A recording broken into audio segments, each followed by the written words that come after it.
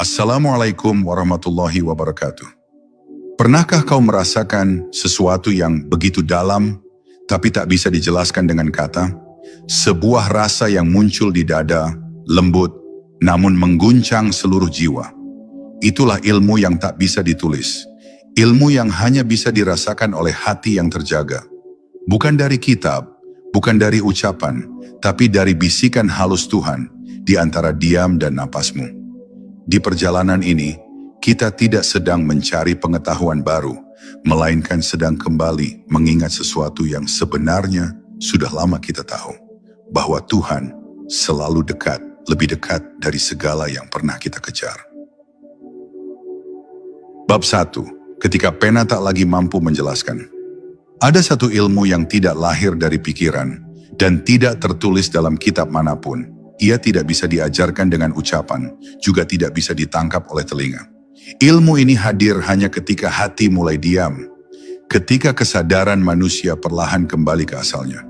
Ia datang dengan lembut, seperti embun yang turun tanpa suara, menyentuh kalbu tanpa perlu dijelaskan. Ilmu ini tidak butuh kalimat panjang, karena hakikatnya hanya bisa dirasakan. Saat seseorang tersentuh olehnya, seluruh dirinya menjadi tenang, sebab yang ia temukan bukan lagi pengetahuan tentang Tuhan, tetapi kehadiran Tuhan itu sendiri di dalam dirinya. Ketika hati sudah bersih dari keinginan untuk mengetahui, barulah ia mampu melihat. Sebab pengetahuan sejati bukan tentang banyaknya hafalan, melainkan kejernihan pandangan batin. Dalam diam yang tulus, hati mulai membaca tanda-tanda yang sebelumnya luput dari mata. Alam menjadi kitab terbuka, setiap hembusan angin menjadi ayat, setiap peristiwa menjadi isyarat.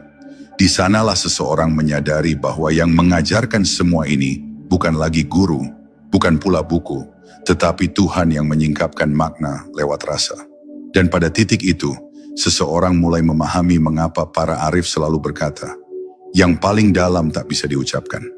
Kadang ilmu itu datang tanpa disangka, dalam kesunyian malam, dalam kesedihan yang tak dimengerti, atau dalam keheningan setelah tangis panjang.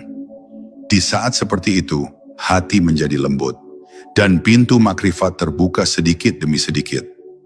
Tuhan berbicara tanpa suara, menenangkan tanpa kata, menuntun tanpa arah yang terlihat. Maka orang yang merasakannya tidak lagi mencari penjelasan. Ia cukup duduk dalam diam, karena diamnya kini penuh makna.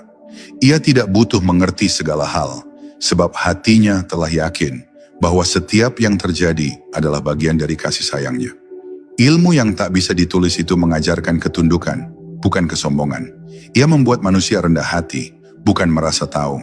Ia menuntun kita untuk berhenti berdebat, berhenti merasa paling benar, dan mulai mendengar dengan jiwa, bukan dengan telinga.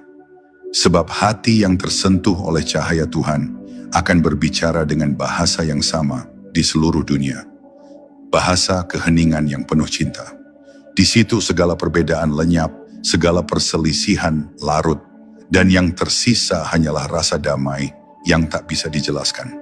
Maka jika engkau ingin mengenal ilmu ini, jangan terburu-buru mencari kata. Cukup tenangkan dirimu, dengarkan napasmu, dan biarkan hatimu berbicara. Di sanalah kebenaran perlahan muncul, bukan dari luar, tapi dari dalam. Sebab Tuhan tak bersembunyi di balik kitab yang tebal, tapi di balik hati yang tulus. Ia selalu dekat, bahkan lebih dekat dari detakmu sendiri. Dan ketika hati menyadari kedekatan itu, maka seluruh ilmu dunia terasa kecil. Karena yang tersisa hanyalah rasa bahwa engkau tidak pernah sendiri.